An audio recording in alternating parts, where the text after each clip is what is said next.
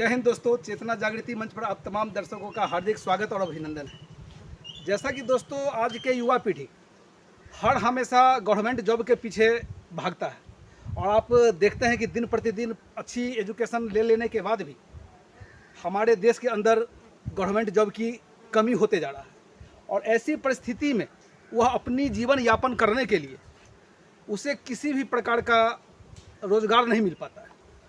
तो हम अपने चैनल के माध्यम से आज आपको दिखाएंगे कि किस प्रकार आप अपने जीवन में अच्छा तकनीकी सीखकर यानी कि आप अपने जीवन में उद्यमिता यानी कि खुद स्वरोजगार एक स्टार्टअप तैयार कर सकते हैं यानी कि शुरू कर सकते हैं। और जैसा कि दोस्तों अभी आप देख पा रहे होंगे कि ये एक खाना बदोश टाइप का जो है सो घर बना हुआ है और ये भाई साहब उसी के अंदर रहते हैं। ठीक है, तो ये भाई साहब यहाँ क्यों आए हैं, किस लिए आए हैं, मैं आपको आगे बताऊंगा। आप इसी घर के अंदर रहते हैं? हाँ, इसी। आपका नाम क्या हुआ? मेरा नाम सुमन कुमार पोद्दार हुआ। सुमन कुमार पोद्दार। तो जैसा कि सुमन जी इस टाइप का जो आप बनाए हुए हैं कैंप टाइप का खाना बदोश जैसे बनाता है, तो आखिर किस रीजन से आप यहाँ पर इस प्रकार का बनाए हुए हैं? मधुमक्खी पालने के लिए आए हैं। मधुमक्खी पालन का आप काम करते हैं। तो जैसा कि अभी आप देख रहे हैं यही इनका घर हो गया। और यहाँ कितने दिन से हैं आप? यहाँ 1 मंथ से। 1 महीने से आप यहाँ पे। जैसा कि अभी आप सुन पा रहे हैं कि 1 महीने से इसी छावनी के अंदर में ये खाना बनाते हैं, खाते हैं और अपना जीवन यापन भी करते हैं। क्या सही बात है? तो आइए मेरे साथ देखिए आखिर इस जगह पर जहाँ हम आए हैं यह एक हनी बी, जैसा कि हम लोग सभी जानते हैं यानी हनी बी मधुमक्खी। और मधु हमारे जीवन के लिए कितनी महत्वपूर्ण है, यानी कि मधु का यानी कि शहद का मेडिसिनल यूज भी होता है। और सही मायने में देखा जाए तो आयुर्वेद में भी और एलोपैथ में भी अक्सर हमें मधु का सेवन करने की सलाह दी जाती है और इसका अच्छा खासा रोजगार है। और हनी का मांग अपने देश के अंदर ही नहीं विदेशों में भी काफ़ी मांग होती है। और इसी प्रकार हनी को कैसे उत्पादन किया जाता है और आप किस प्रकार जो है सो हनी का उत्पादन करके आप अच्छा खासा कमाई कर सकते हैं, यानी कि एक अच्छा स्टार्टअप आप शुरू कर सकते हैं, वह आप देख सकते हैं मेरे चैनल के माध्यम से। और मैं जानना चाहूँगा, आपको दिखाऊंगा भी कि किस प्रकार यहाँ मधुमक्खी का पालन किया जाता है और इसकी शुरुआत कैसे किया जाता है, इसका महीना कौन सा होता है और इसमें कमाई कितनी होती है। जैसा कि आपने बहुत सारे जो हमारे देश के अंदर जो आयुर्वेदिक मेडिसिन जो बनाती है कंपनी, जैसे कि डाबर, पतंजलि, बैद्यनाथ इत्यादि का बहुत सारा हनी आप लेते होंगे, लेकिन कैसे यहाँ उत्पादन किया जाता है उसके बारे में भी जानकारी देंगे। तो जैसा कि सर आपका घर कहाँ हो गया? मेरा घर ताजपुर हुआ, ये समस्तीपुर ताजपुर। जैसा कि आप सुन पा रहे हैं कि इनका घर समस्तीपुर ताजपुर जो कि बिहार का एक जिला है, वहाँ से ये मधुबनी जिला के उत्तरी साइड में आए हुए हैं और यहाँ पर यह कैंप लगाए हुए हैं। तो किस प्रकार आप शहद का उत्पादन करते हैं? इसका पूसा एग्रीकल्चर से पढ़ाई किया जाता है। अच्छा उसके बाद ट्रेनिंग मिलेगा, ट्रेनिंग में पास कीजिएगा तो उसका सर्टिफिकेट मिलेगा। उसके बाद सरकार अनुदान भी देगी 15 बक्स 20 बक्स। उसके बाद वहाँ से आप स्टार्ट कर सकते हैं। गवर्नमेंट पहले स्टार्ट में बॉक्स देती है अनुदान के रूप में। जैसा कि आपने सुना कि जैसे भाई साहब बताए हैं कि आप एग्रीकल्चर विभाग से या एग्रीकल्चर कॉलेज से आप मधुमक्खी पालन का ट्रेनिंग ले सकते हैं और जब आप अच्छी खासी ट्रेनिंग ले लेते हैं तो आपको सर्टिफिकेट भी दिया जाता है और सरकार के तरफ से आपको प्रोत्साहन के तौर पर आपको बेनिफिट भी देगी। और मधुमक्खी बॉक्स के साथ साथ आपको सरकार सहयोग भी करती है और 15 से 20 बॉक्स आपको मधुमक्खी का जो है सो बॉक्स भी मिलेगा, यानी कि मधुमक्खी का छाता का जो जहाँ पर हनी इकट्ठा किया जाता है। तो आप थोड़ा सा दिखाइए किस प्रकार आप हनी का जो है सो इकट्ठा करते हैं, कितनी इकट्ठा होती है मधु। देखिए बने रहिए मेरे चैनल के साथ, मैं कैमरामैन से चाहूँगा।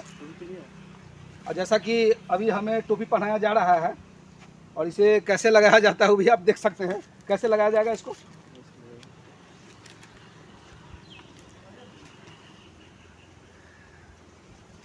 देखिए ये जो है सो हनी का जो डंक होता है, देखिए दोस्तों, हनी तो यानी कि मधु शहद खाने में तो बहुत मीठा होता है, लेकिन उससे कहीं बेसैला उसका जो है डंक होता है। तो इसी डंक से बचने के लिए हमें ये लगाया गया है। और मैं कैमरामैन से चाहूँगा कि आप भी इधर आ जाइए,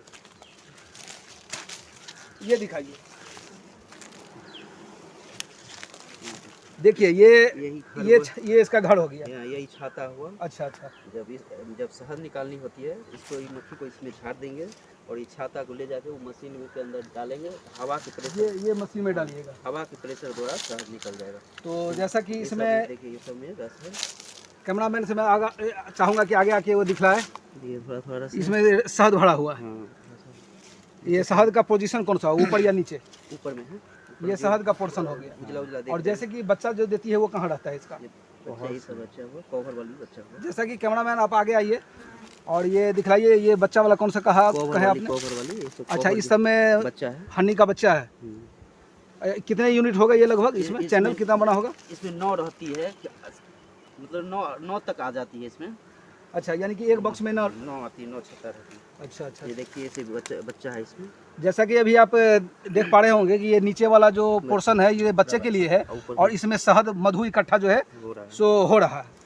तो जैसा कि इसमें लगभग कितना शहद आप जो है सो इकट्ठा करवा लेते हैं इसमें एक सीज़न में? इसका सीज़न कब शुरू होता है?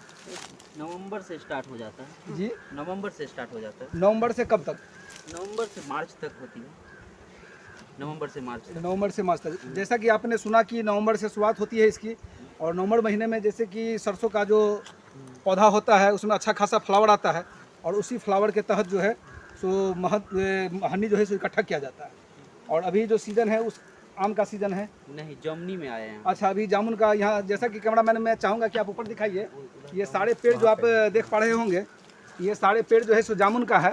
इधर भी जामुन का पेड़ है और इसी पेड़ के फूल के द्वारा जो है सो अभी शहद जो है सो मधुमक्खी इकट्ठा करती है। तो आइए मैं कुछ और आपको यूनिट दिखाता हूँ इनका। बने रहिए मेरे चैनल के साथ। जैसा कि अभी, अच्छा, इसका आने जाने का रास्ता कहाँ से रहता है? ये आने जाने। ये आने जाने का रास्ता हो गया। जैसा कि अभी आप देख पा रहे होंगे ये मधुमक्खी का आने जाने का रास्ता है। तो जैसा कि बरसात के सीज़न में कुछ परेशानी होती होगी? नहीं, ऐसे ही रहता है। बरसात में मधुमक्खी का जो है सो लॉस भी होता होगा, जान का या कुछ? नहीं, जब आंधी ज़्यादा और बॉक्स गिर जाती है, पानी हो जाएगी तो थोड़ा बहुत नुकसान होता है, मगर उतना नुकसान नहीं होता। तो जैसा कि अभी आप तो इसको निकाल लिए और हमको पहना के रखे हुए हैं, तो क्या हम भी इसको बाहर निकाल दें? बाहर निकाल दीजिए। मुझे डर भी लग रहा है। नहीं लेकिन- काटेगा। अच्छा, काटेगा नहीं, लेकिन फिर भी मैं इसको हटा देता हूँ क्योंकि काफ़ी गर्म का मौसम है और गर्मी के मौसम के कारण मेरा टेम्परेचर भी अंदर का बढ़ गया था। तो जैसा कि एक बॉक्स से लगभग अप्रोक्स कितना हंडी जो है इकट्ठा हो जाता है? साल भर में 20 से 25 केजी हो जाती है। 20 से 25 के लगभग। तो जैसा कि अभी आप सुन पा रहे हैं कि साल में एक बॉक्स से लगभग 20 से 25 केजी मधु जो है सो इकट्ठा हो जाती है। तो आपका कितना यूनिट है इसका? यहाँ पर तो 250 अलग भी है, 500 बॉक्स। लगभग यहाँ 500 यूनिट है और 500 यूनिट से अगर आप मल्टीप्लाई कीजिएगा 20 केजी से, तो आप लगभग सोच सकते हैं कि लगभग जो है सो 10,000 केजी के अप्रॉक्स में जो है सो हनी जो है सो इकट्ठा होता है। तो इस हनी को आप कहाँ भेजते हैं? इस बार पंजाब भेजते हैं, दिल्ली, पंजाब, केजरीवाल हनी है। तो डाबर क्या हनी, इस जैसे कि हनी का उत्पादन होता है तो बिहार से इसका पैकिंग वगैरह नहीं होता है इसका? नहीं, बिहार से नहीं होता, डायरेक्ट यहाँ से होलसेल ही जाता है, वहाँ से पंजाब, दिल्ली से पैकिंग हो गया। यानी कि इस हनी का जो प्रोसेसिंग का जो काम होता है वह बिहार राज्य में नहीं है। नहीं। यानी कि उत्पादन बिहार से होता है और प्रोसेसिंग करके मार्किंग लगाने के बाद मार्का डाल के वह दूसरे कंट्री में जो भेजा जाता है। आप सोच सकते हैं कि बिहार में इस प्रकार की एक यूनिट होनी चाहिए प्रोसेसिंग के लिए, जिसमें हनी का जो है प्रोसेसिंग हो और अच्छा खासा प्रोसेसिंग करने के बाद वह किसी मार्का के तहत उसे दूसरे जगह भेजे, या विदेश में भी भेज सकते हैं आप। विदेश सुने कि विदेश में भी जाती है आपकी हनी? विदेश में जाती है, सरसों का शहद विदेश ही जाती है। अच्छा, ये सरसों के सीज़न में सरसों का हनी विदेश जाती है। विदेश जाती है। तो जैसा कि अभी जो आप बताए थे, जो कुछ यूनिट है आपका, उस बताइए कैसे आप निकालते हैं। बने रहिए मेरे चैनल के साथ। मैं आपको आगे दिखाना चाहता हूँ कि किस प्रकार जो है यहाँ शहद को जो है इकट्ठा किया जाता है।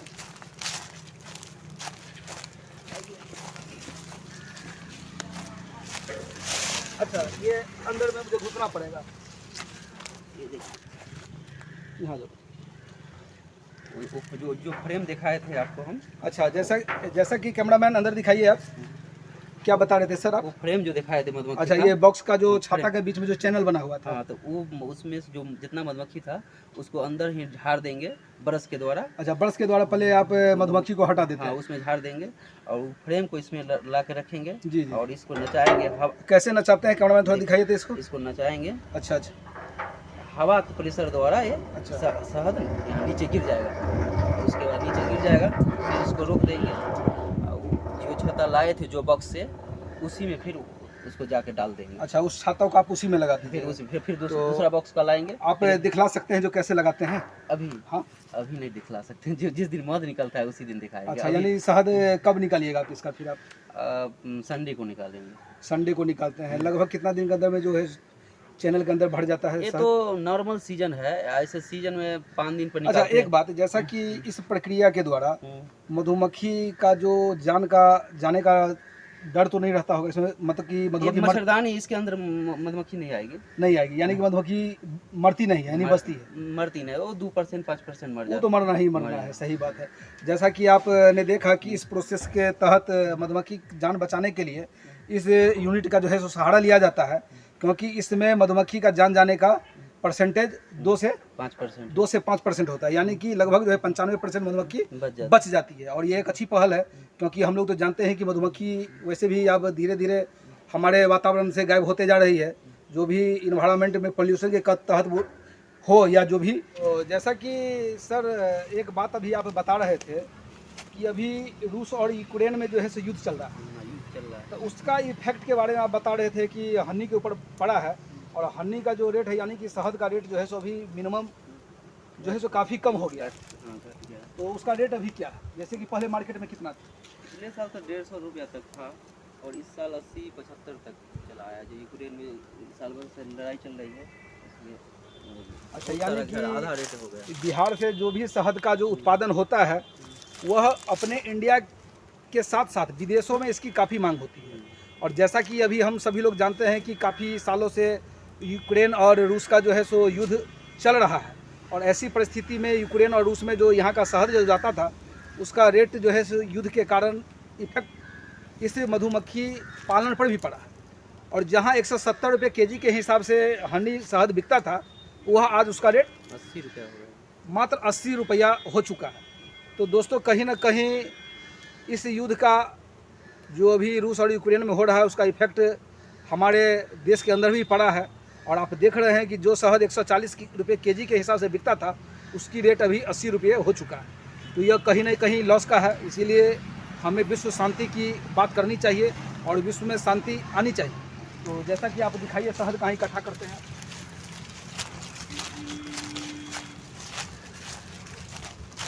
पैसा दिखाए कि ज़्यादा दिखाइए ना कुछ।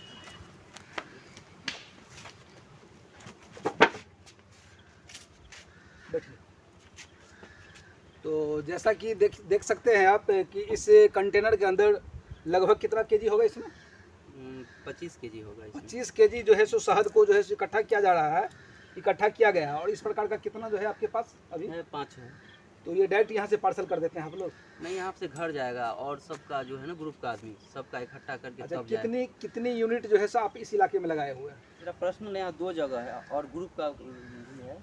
ये आपका यूनिट जो है सो काफ़ी जगह चल रहा है। ये यहाँ 10 किलोमीटर चारों तरफ जाइएगा, 2-3 किलोमीटर पर मधुमक्खी मिल जाएगी। तो ये यूनिट जो है सो अभी तक आप कब तक यहाँ रखिएगा आप? 15 दिन और। जैसा कि अभी आप सुन पा रहे हैं कि यह 15 दिन यूनिट और रहेगा। और मैं चाहूँगा कि जो भी भाई बंधु पढ़ाई लिखाई अच्छी एजुकेशन ले लेने के बाद अगर आप रोज़गार के तलाश में हैं, तो कम से कम बहुत सारा स्टार्टअप है, उद्यमशीलता है, उद्यमी बनिए। और जब आप किसी प्रकार का उद्यमीशीलता के तहत अगर कोई वर्क करते हैं तो अपने स्वरोजगार के साथ साथ आप कईयों को रोज़गार दे सकते हैं।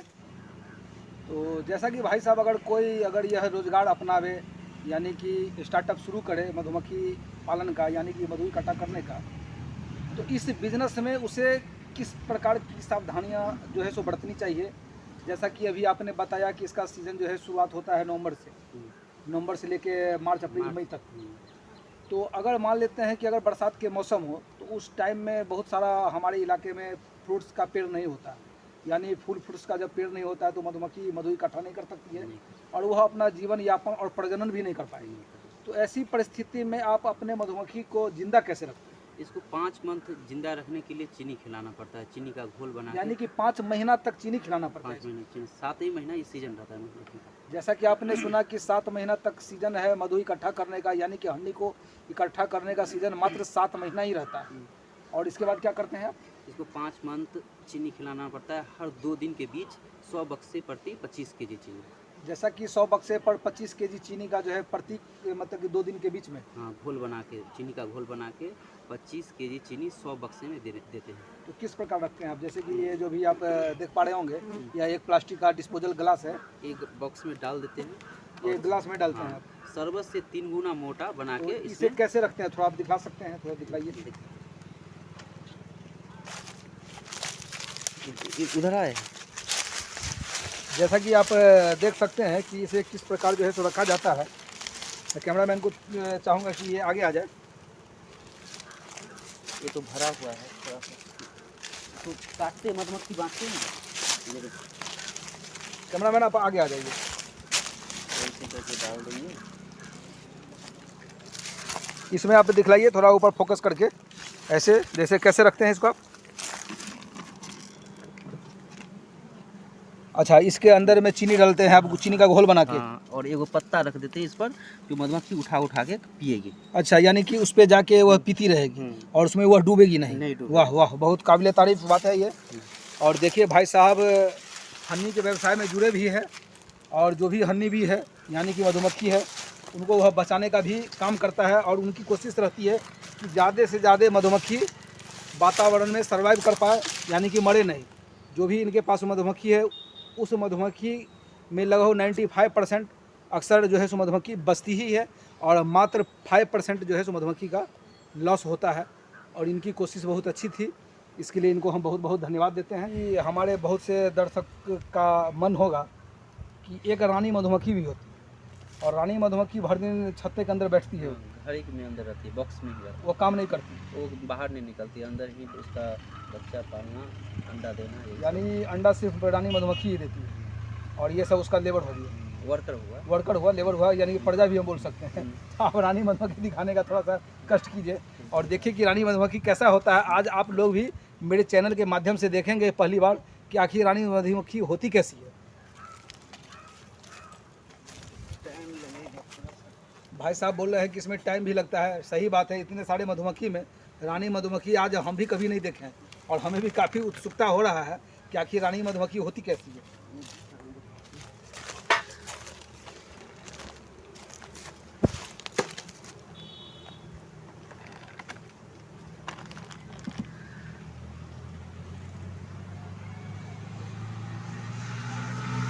बने रहिए मेरे चैनल के साथ। आज मुझे काफ़ी उत्सुकता हो रहा है कि रानी मधुमक्खी आखिर होती कैसी है, वह आप देख सकते हैं। देखिए भाई साहब की पारखी नज़र जो है सो रानी मधुमक्खी को आज दिखाने की कोशिश में लगे हुए हैं, लेकिन 3 चैनल खुल चुका है, लेकिन अभी तक रानी मधुमक्खी दिखी नहीं। कौन सा कैमरामैन जरा इधर आइए, कौन सा रानी मधुमक्खी आए? देखिए बहुत गजब गजब, किधर गई? छुप जाती है, देख आते हैं। देखिए अभी दिखी थी रानी मधुमक्खी। कौन सा? देखिए दोस्तों, जैसा कि अभी आप देख पा रहे होंगे, ये सबसे बड़ी मधुमक्खी है, वही रानी मधुमक्खी है। ये जो बीच वाली इस पर फोकस कीजिए मेरे उंगली के पास। कैमरामैन को मैं चाहूँगा, ये जो देख रहे हैं अभी आप, यही रानी मधुमक्खी है। वास्तव में ये बिल्कुल क्यून की तरह लग रही है, और है भी बिल्कुल रानी कहलाने लायक। क्या ये बीच में रहती होगी? हाँ, सब इसका सब घर में है, सब छाता में जाके इसका अच्छा, अंडा देने का काम है, यानी कि बच्चा पोषण करना। जैसे कि जितना चैनल है 1 2 3 4 5 6 7 8, सब घर में तो 8 चैनल में वह अकेली रानी मधुमक्खी होगी। अकेली एक बॉक्स में एक ही रहती है। अच्छा, वह दूसरे के घर में नहीं जा सकती? दूसरे के घर में नहीं जा सकती। यह कोई मधुमक्खी भी दूसरे बॉक्स में नहीं जा सकता है। जो मधुमक्खी इस बॉक्स का है, यही बॉक्स में फिर आएगा। देखिए कितनी संवेदनशील और कितनी ज्ञानी होती है, और कितना उनमें गुण भरा हुआ है कि जो मधुमक्खी जिस बॉक्स की है वह उसी में घुसेगी, रहेगी, निकलेगी। और जैसा कि भाई साहब इसका निकलने का टाइम क्या रहता होगा? वो 5-6 बजे निकल जाती है। इसको हटा सकते हैं आप? सुबह जब यह उठती है तो कितने बजे उठती है ये लोग? जैसे धूप निकला तो मधुमक्खी भी निकल जाती है, लगभग 5-6 बजे। हाँ, निकल जाती है, और शाम होते सब अपने अपने घर में आ जाती है। इसका रेंज 3 किलोमीटर चारों तरफ उड़ के जाएगी, जिसका जहाँ भोजन मिल सके 3 किलोमीटर एरिया में वो जाएगी। 3 किलोमीटर उड़ के फिर शाम को होते होते फिर वो वापस आ जाएगी अपने घर। तो ये भटकती नहीं? भटकती है, थोड़ा बहुत भटकती भी। तो लेकिन एक ताज्जुब की बात है कि जैसा कि आपने बताया कि जो भी मधुमक्खी जिस बॉक्स की है वह उसी में आ जाती है। उसी में यह आएगी। कैसे संभव होता है? यही सब आप दूसरे घर में जा सकते हैं। नहीं नहीं, बिल्कुल नहीं, सही बात है। कोई किसी के दूसरे घर में बिना अनुमति से नहीं जा सकता है। तो उसी प्रकार मधुमक्खी भी दूसरे घर में नहीं जाती है। और हर एक बॉक्स की एक अलग रानी होती है, जो भाई साहब के माध्यम से हमने देखा। आज पहली बार हमने भी रानी मधुमक्खी को देखा। सुने थे, पढ़े थे, लेकिन आज हकीकत में देखे भी। और आप लोगों को देखकर रानी मधुमक्खी कैसा लगा, यह हमें आप कमेंट बॉक्स में ज़रूर बताइएगा। और हमारे चैनल चेतना जागृति मंच को सब्सक्राइब भी कीजिएगा और इस वीडियो को शेयर कीजिए। धन्यवाद। आप देख रहे थे चेतना जागृति मंच। नमस्कार।